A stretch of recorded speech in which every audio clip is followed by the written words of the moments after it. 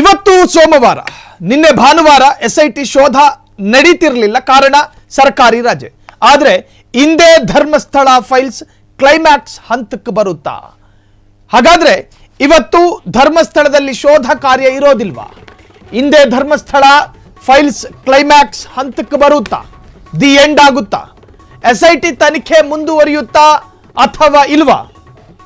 ಅನೇಕ ಪ್ರಶ್ನೆಗಳು ಕಾಡ್ತಾ ಇದೆ. ಸದನದಲ್ಲಿ ನಡೆಯಲಿದೆ ಧರ್ಮಸ್ಥಳ ಕದನ, ಧರ್ಮಸ್ಥಳದ ಮಹಾಕಾಳಗ ನಡೆಯಲಿದೆ. ಧರ್ಮಸ್ಥಳ ಚರ್ಚೆ ಇಂದು ಗೃಹ ಸಚಿವರ ಉತ್ತರ, ಹೋಮ್ ಮಿನಿಸ್ಟರ್ ಅವರು ಏನು ಹೇಳ್ತಾರೆ ಅನ್ನೋದೇ ಕುತೂಹಲ. ಅದಕ್ಕೂ ಮುನ್ನ ಸದನದಲ್ಲಿ ನಡೆಯಲಿದೆ ಕೋಲಾಹಲ. ವಿರೋಧ ಪಕ್ಷದ ನಾಯಕರು ಇರ್ತಾರೆ, ಆಡಳಿತಾರೂಢ ಪಕ್ಷದವರು ಇರ್ತಾರೆ. ಪರಸ್ಪರ ಕೆಸರೆರಚಾಟ, ಆರೋಪ ಪ್ರತ್ಯಾರೋಪಗಳ ಮಳೆ ಆಗಬಹುದು. ಅಶೋಕ್ ಮಾತು ಉಲ್ಲೇಖಿಸಿ ಮುಗಿಬೀಳಲು ಕಾಂಗ್ರೆಸ್ ತಯಾರಿ. ವೀರೇಂದ್ರ ಹೆಗ್ಗಡೆಯ ಪರ ಬಿಜೆಪಿ ಓಪನ್ ಬ್ಯಾಟಿಂಗ್ ಮಾಡೋದಕ್ಕೆ ಎಲ್ಲ ತರಹದ ಗ್ರೌಂಡ್ ಪ್ರಿಪರೇಷನ್ ನಡೆದಿರಬಹುದು. ಬಯಲಾಗುತ್ತಾ ಬುರುಡೆ ರಹಸ್ಯ. ಇಲ್ಲಿ ಇಬ್ಬರಿಗೂ ನ್ಯಾಯ ಸಿಗೋದು ಬೇಕಾಗಿಲ್ಲ. ಭೂಗರ್ಭದಲ್ಲಿ ಅಡಗಿರುವಂತಹ ಸತ್ಯಗಳು ಹೊರಗೆ ಬರೋದು ಬಿಜೆಪಿಗೂ ಇಷ್ಟ ಇಲ್ಲ, ಕಾಂಗ್ರೆಸ್ಸಿಗೂ ಇಷ್ಟ ಇಲ್ಲದಂತೆ ಕಾಣ್ತಾ ಇದೆ.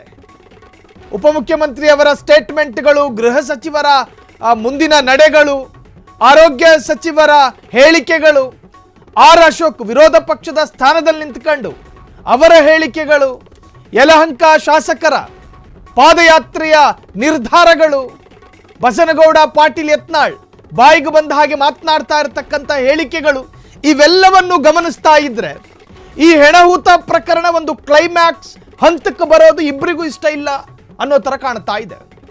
ಇದಕ್ಕೊಂದು ತಾರ್ಕಿಕ ಅಂತ್ಯ ಕಾಣಿಸ್ಬೇಕಲ್ಲ.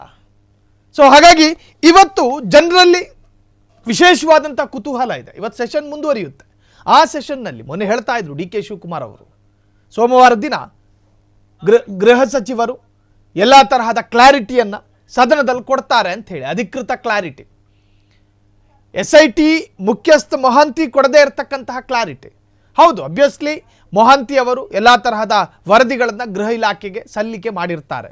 ಆ ವರದಿಯ ಆಧಾರದಲ್ಲಿ, ಅದನ್ನು ಅಂತಿಮ ವರದಿ ಅಂತ ಕರೀತಿರೋ, ಮಧ್ಯಂತರ ವರದಿ ಅಂತ ಕರೀತಿರೋ, ಕಾರಣ ತನಿಖೆ ಇನ್ನೂ ಪೂರ್ಣಗೊಂಡಿಲ್ಲ, ಅಪೂರ್ಣ ಸ್ಥಿತಿಯಲ್ಲೇ ಇದೆ. ಒಂದು ತನಿಖಾ ಸಂಸ್ಥೆಗಳಿಗೆ 90 ದಿನಗಳ ಕಾಲಾವಕಾಶಗಳು ಇರ್ತವೆ. ಇನ್ನು 20 ದಿನ ಕಳೆದಿಲ್ಲ. ಎಸ್ಐಟಿ ಶೋಧ ನಿಲ್ಲುತ್ತಾ ಅಥವಾ ಮುಂದುವರಿಯುತ್ತಾ? ಈ ಚರ್ಚೆಗಳು ಶುರುವಾಗಿದೆ. ಅದಕ್ಕೆ ಕಾರಣ ನಮ್ಮ ರಾಜಕಾರಣಿಗಳ ಒಂದೊಂದು ಹೇಳಿಕೆಗಳು.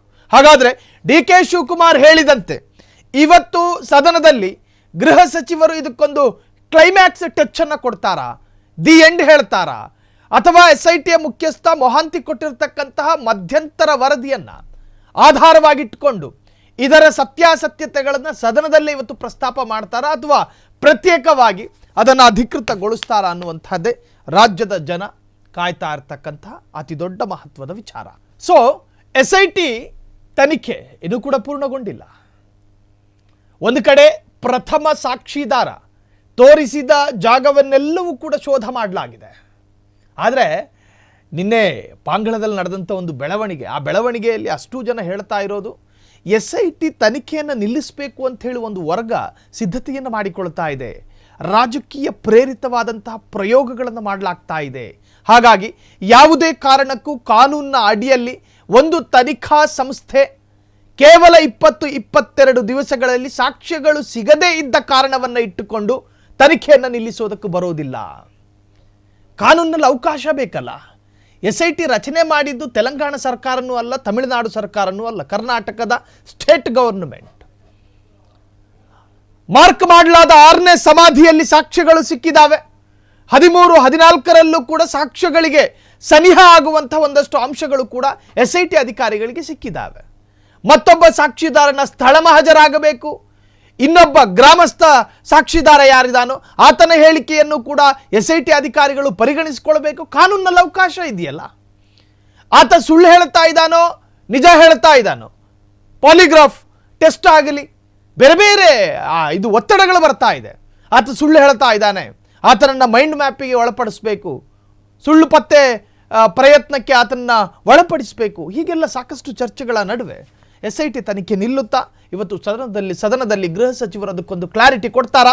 ಕಾದು ನೋಡಬೇಕು.